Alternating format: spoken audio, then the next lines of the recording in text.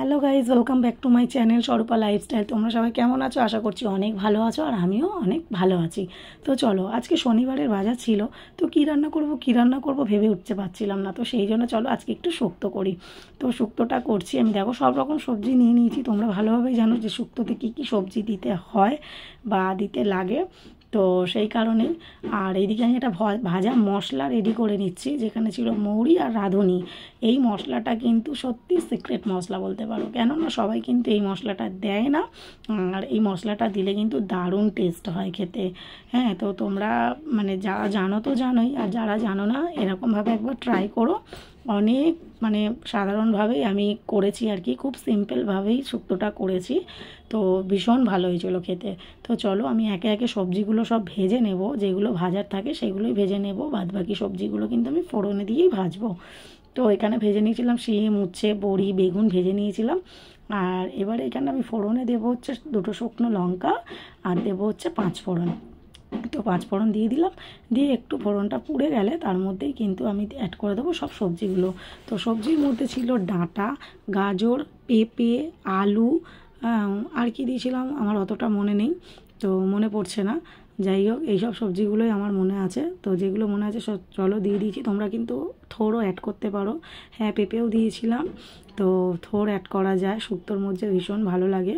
তো সব মশলা দিয়ে আমি কিন্তু এখন নুন দিয়ে ঢাকা দিয়ে দেবো। ঢাকা দিয়ে কিন্তু এটা বেশ নেড়ে চেড়ে আমি একদম ভেজে নেব, মানে সেদ্ধ হবে আর কি।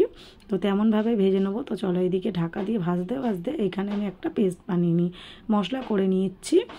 পোস্ত আর সর্ষে, দেখতেই পেলে অল্প একটু সর্ষে পোস্ত দিয়েছি, দিয়ে কিন্তু মশলাটা করে নিয়েছি। এদিকে আমার সব সবজিগুলো কিন্তু ভাজা হয়ে গেছে, সুন্দরভাবে সিদ্ধও হয়ে গেছে।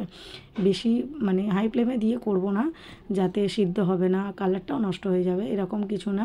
দেখো কালারটাও কিন্তু আমার বেশ ভালোই আছে। তারপরে ভাজা মশলাগুলো দিয়ে দিলাম এখানে। আগে মশলাটা দিয়ে বাটা মশলা দিয়ে নেড়ে চেড়ে নিয়েছি, নিয়ে এবারে কিন্তু ভাজা মশলা দিয়ে দিয়েছি, দিয়ে ভালো করে এপিট ওপিট নেড়ে চেড়ে নেবো। কেননা বেশি আমার তো মানে বেশি কষানোর দরকার নেই, যেহেতু সর্ষে আছে সেই জন্য বেশি কষাবো না।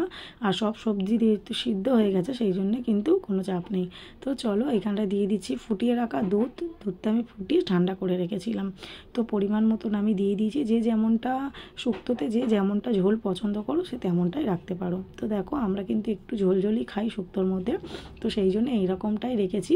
তো তারপরে দিয়ে দিলাম সেই সিক্রেট মশলা, ভাজা মশলাটা। সত্যি এই মশলাটা দিলে দারুণ একটা স্মেল আসে। লাস্টে ঘি আর ভাজা মশলা দিয়ে কিন্তু আমি এখন এটাকে নামিয়ে নেবো। একটু নেড়ে চেড়ে নেবো, এপিট ওপিট করে খুব ভালোভাবে নেড়ে নেব। তোমরা চাইলে বড়িটা ভেঙে দিতে পারো, কিন্তু গোটা গোটা থাকলে বেশ ভালোই লাগে। তো দেখো কত সুন্দর দেখতে লাগছে, মানে জিভে জল আসছে কি আসছে না। তো যারা জানো না তারা এই সহজ পদ্ধতিতে কিন্তু শুক্তোটা রেডি করতে পারো, ভীষণ ভালো খেতে লাগে। তো শুক্তো দিয়েই কিন্তু আমাদের সবাই খুব ভালো, মানে খুব ভালো রিভিউ পেয়েছিলাম। লাস্টে দিয়ে দিচ্ছি অল্প একটু চিনি। তো চলো আমার তো শুক্তো রেডি। ভিডিওটা কেমন লাগলো অবশ্যই কমেন্ট করে জানিও। টাটা।